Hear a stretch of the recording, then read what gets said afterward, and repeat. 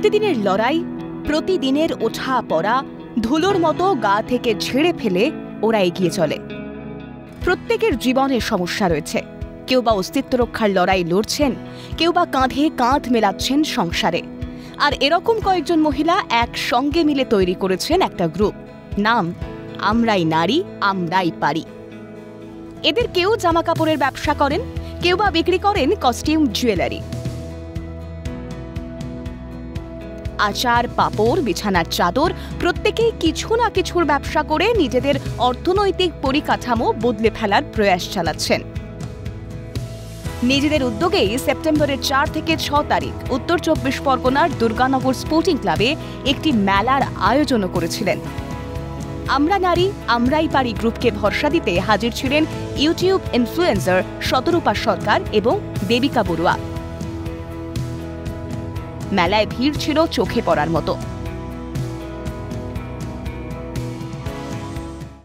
আমরা মানুষের ভাবনা চিন্তা, আমরা ছেলেরাই সব পারে, ছেলেরা পারে, মেয়েরা পারে না কিছু। সেখান থেকে মেয়েরা যে সব পারে, আজকে মুখ্যমন্ত্রী থেকে ট্রেন চালানো, সবটাই কিন্তু মেয়েরা পারে। তো সেই জায়গা থেকে মেয়েরাও সবটা পারে।